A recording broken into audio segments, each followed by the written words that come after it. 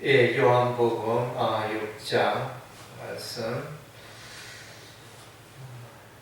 이제 요한복음의 특징은 이제 하나님의 아들 되심을 전가한다 그랬습니다. 마태복음 왕으로 오신 예수님을 전가하고, 마태복음은 종으로 오신 예수님을 전가하고, 누가복음은 인자로 오신 예수님을 전가하고, 요한복음은 하나님의 아들로 오신 예수님을 전가한다. 예수님의 신성을 잘 드러내고 있는 복음서가 바로 요한복음이고, 또한 이제 요한복음을 특별히 독수리 복음이라 이렇게 말합니다. 이렇게 하늘 위로부터 복음이다, 이런 의미로 그렇게 부르고 있습니다. 그래서 이제 예수님의 하나님의 아들 되심을 이제 요한복음 1장에서는 이제 태초부터 계셨던 예수님을 말해주고 있습니다. 거기는 이제 예수님이라 말하지 않고 로고스라, 이렇게 로고스가 곧 이제 말씀을 말하는데 말씀이신 예수님을 말합니다. 그래서 이 로고스 말씀이 육신을 입고 이 땅에 오신 분이 예수님이라 요한복음 1장 14절에 그렇게 전가하고 있습니다. 그래서 예수님의 근본 뿌리는 땅이 아니고, 땅에서 온 분이 아니고 하늘에서 오신 분이 예수님이시다. 예, 근본 우리 사람들과는 다르다는 것입니다. 예. 그리고 이제 예수께서 요한복음 이제 2장에서 첫 번째 기적을 행하십니다. 갈릴리 가나에서 혼인잔치집에 포도주가 떨어져서 이렇게 주인이 난감한 표정을 하고 있었을 때 예수께서 항아리에 물을 변하여 포도주가 되게 하시는 놀라운 기적을 행하십니다. 그래서 이제 이 사건을 통해서 예수께서 하나님의 아들이심을 드러내고 있습니다. 사람은 물을 포도주로 변하게 할 수가 없는 것입니다. 두 번째로 이제 두 번째 기적은 역시 이제 갈릴리 가나에서 요한복음 4장에 보니까 왕의 신하의 아들이 죽었는데 이제 예수께서 오셔서 그 아들을 살려주신 것입니다. 왕의 신하의 아들이 와서 이제 예수께 졸라댑니다. 선생님이요, 우리 아들이 곧 죽었는데 이제 좀 살려주소서, 이렇게 부탁을 하였을 때 가라, 내 아들이 살아났다, 예수님 그렇게 말씀하신 걸 그대로 이 신하는 믿고 갔더니 그 아들이 예수님이 말한 내 아들이 살아났다 말한 그 시간과 동일한 시점에 신하의 아들이 다시 살아나는 놀라운 기적을 행하셨습니다.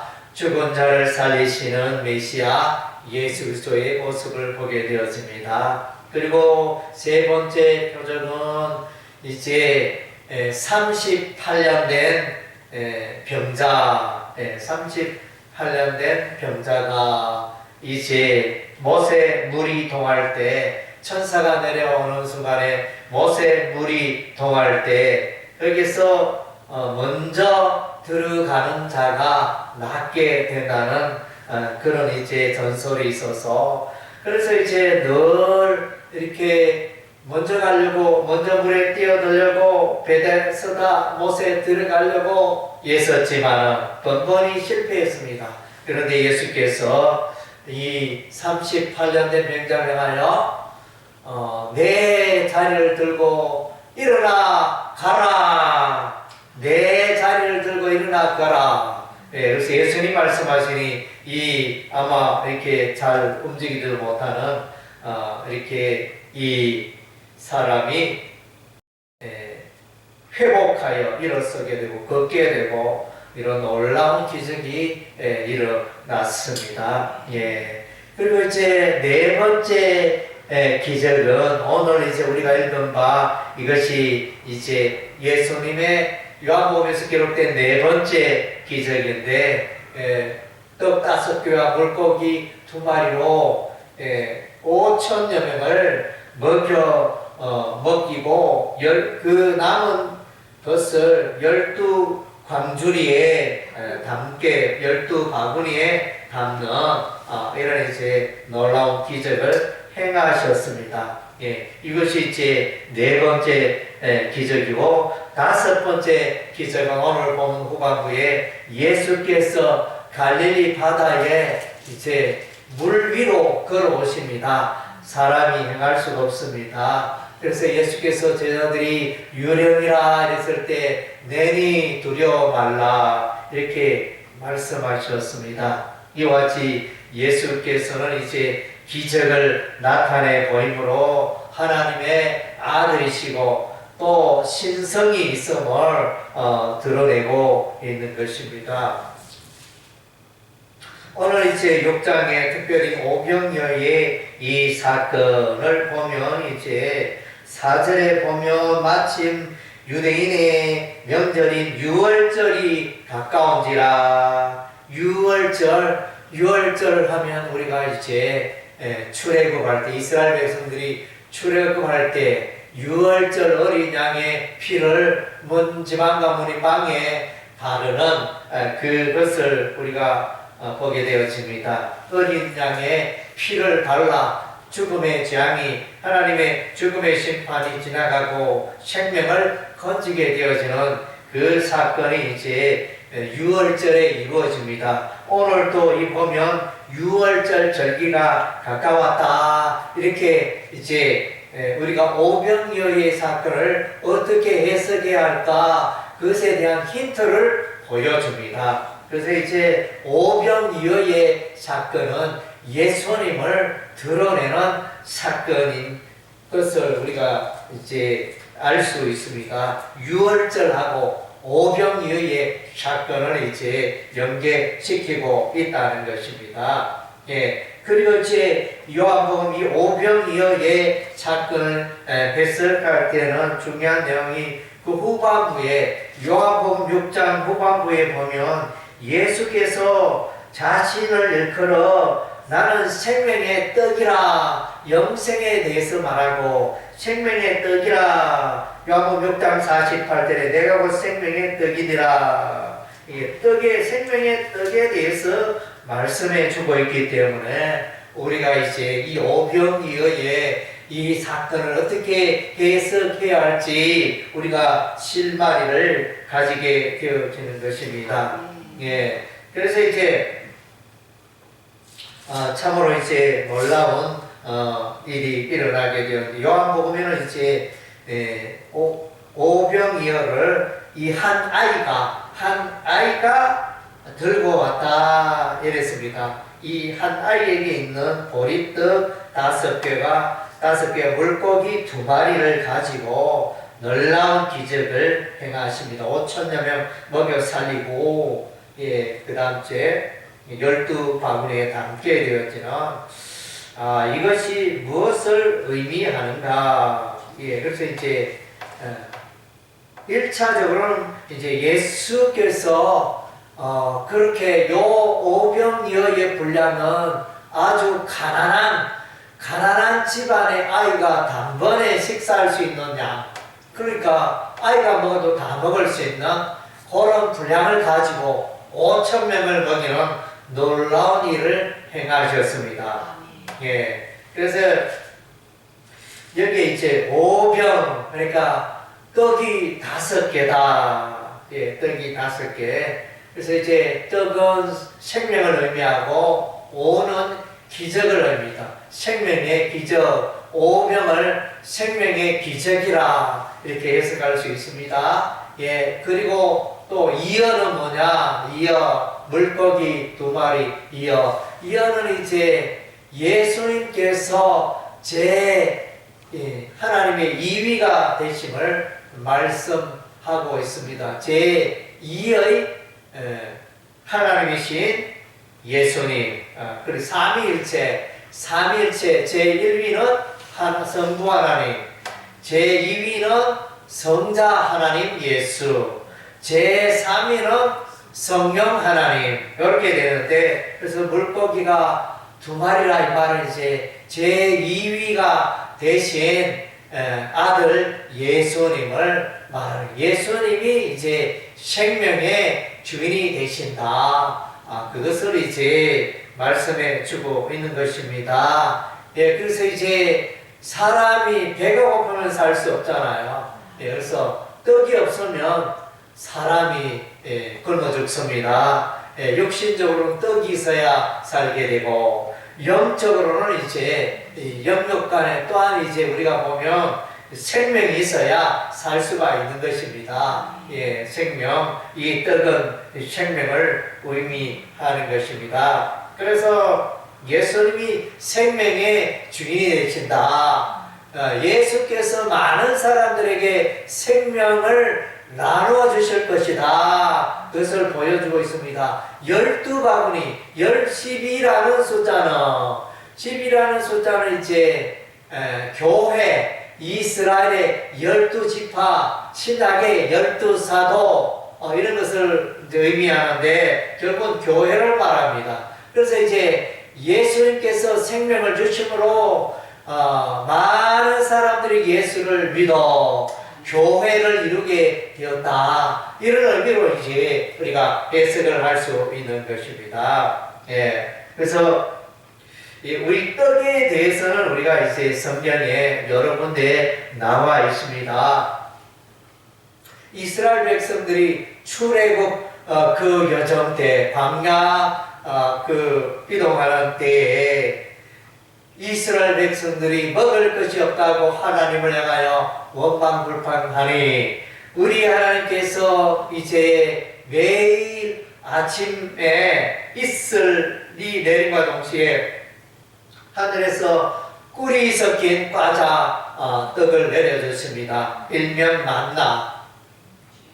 만나의 뜻은 이것이 무엇입니까? 이런 의미가 되어요. 이게 무슨 떡입니까? 예, 이런 의미인데, 이 만나는 하늘에서 내려왔고, 이 만나는 하나님이 주신 거고, 그래서 이제 이 만나는 곧 하늘에 내린 이 만나는 곧 이제 생명의 떡이신 예수님을 예표하는 것입니다. 예. 그리고 이제 우리가 성소, 성막, 성소에 보면 성소에 이제 세 개가 빛이 되어집니다. 등잔대, 빛을 의미하는 등잔대, 예수님이 세상의 빛이다를 의미하는 등잔대가 있고, 또 그 다음 주 우측에는 떡상이 있습니다. 예, 떡상이 있는데, 떡상은 이제 떡이 여섯 개로 두 줄이 있습니다. 12개의 떡이 진설이 되어집니다. 이 떡은 생명의 떡이신 예수님을 예표하고, 그 다음 째 향단이 있습니다. 향이 올라가게 되어지는데, 그 향단은 이제 예수님의 대제사장 되시고 중보자가 되신, 기도로 우리를 또 중보하시는 예수님을 예표하는 것입니다. 그래서 성소 안에는 이제 등잔대가 있고 떡상이 있고 향단이 있습니다. 지성소에 가면 이제 언약궤 십계명이 있고 진리의 말씀이신 예수 그리스도를 예표하는 그런 것입니다. 그래서 이제 성소와 지성소는 온통 예수 그리스도로 충만합니다. 예수의 빛으로 충만합니다. 그래서 이제 그 성소에 이 떡이 나타나잖아요. 예, 그리고 이제 다윗 왕이 다윗이 왕이 되기 전이었죠. 사울에게 쫓겨다니는 그때 배가 너무 고파서 이제 제사장을 찾아갑니다. 예, 그래서 그 성소에 차려놓은 그 떡을 진설별 떡을 취하여 먹게 되어집니다.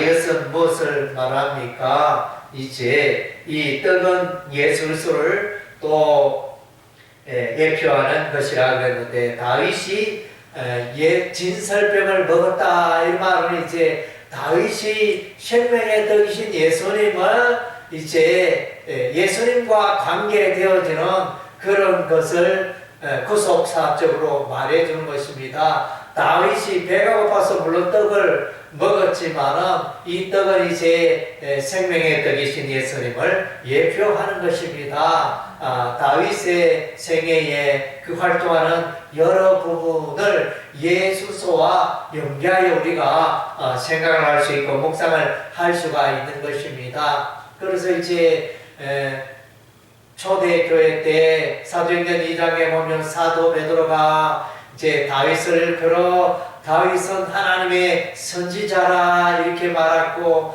다윗의 시편 16편 후반부에 그래서 썩어짐을 당하지 아니하고 또 살게 되는 그 장면을 말하면서 예술소의 부활을 다윗이 예술소의 부활을 예언하였다 이렇게 사도 베드로는 해석하는 것을 보게 되어집니다. 그래서 이제 다윗은 벌써 예수님이 나타나지 않고 예수님 오시기 전에 1000년 전의 사람이지만은 메시아 예수를 바라보고 소망했다는 것을 우리가 볼 수 있습니다. 그래서 이제 다윗은 이제 그의 시편 노래를 통하여 메시아를 이제 늘 말하고 있는 것을 보게 되어집니다. 시편 110편에도 보면 멜기세덱의 반차로 오신 예수님을 이제 말씀해 주고 있는데 시편 110편이 보니까 다윗의 시편이죠. 다윗이 이제 멜기세덱의 반차로 오실 메시아 예수를 벌써 예언하고 그래서 영원한 대제사장 하늘의 제사장 대신 예수님을 이제 영원한 제사장 예수님을 예언하고 있다는 것입니다. 그래서 이제 다윗이 배가 고파서 성소에 그 진설병을 먹는 것은 이것은 이제 예수 그리스도와 관련이 있다는 것입니다. 그래서 사람은 떡을 생명의 떡, 영생의 떡을 먹어야 이제 영원히 살 수 있고 하나님의 백성이 될 수 있는 것입니다. 그리고 이제 다윗이 태어난 동네가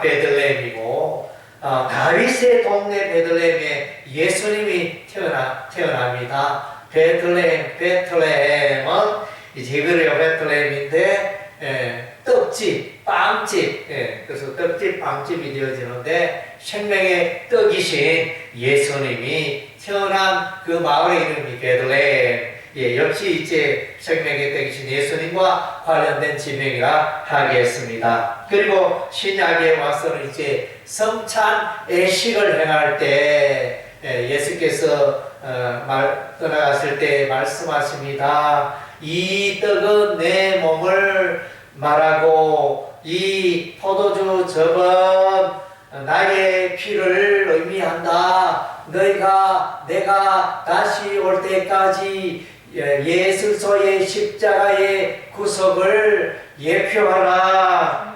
성찬 예식은 이제 예수소의 십자가의 죽으심을 이제 기념하는 그런 이제 예식이 되어집니다. 그래서 예수님의 몸이 바로 떡을 사용한다는 거예요. 떡이라는 재료를. 그래서 이제 우리가 성경에서 이렇게 보면 이 떡은 예수님을 의미하고 예수님은 요한복음 14장 6절에 내가 곧 길이요 진리요 생명이다. 또 요한복음 6장에는 이제 예수님은 생명의 떡이다. 이렇게 말씀했기 때문에 예수께서는 생명의 떡을 주시고 예수께서는 자기에게 나오는 자들에게 예수께서는 믿음으로 구원받기 위해 자기에게 나오는 자들에게 영원한 영생을 선물로 주시는 것입니다. 영생의 선물을 주시고 그래서 믿는 자들이 교회를 이루게 되어지고 교회의 머리는 예수를 두시고 교회는 하나님의 백성들의 그 모임이 되어지는 것입니다. 교회는 예수님의 예수님 주시는 생명의 떡을 받은 자만이 교회가 될 수 있고 하나님의 백성이 될 수 있다는 것입니다. 그래서 이 영생의 떡을 예수님이 주시는 떡을 먹고 마시는 이 먹는 자는 이제 하나님의 백성이 되고 천국에서 영원히 살게 될 것을 오늘 이제 오병이어의 기적을 통하여 오늘 우리에게 교훈하고 있는 것입니다. 할렐루야. 아멘. 기도하겠습니다.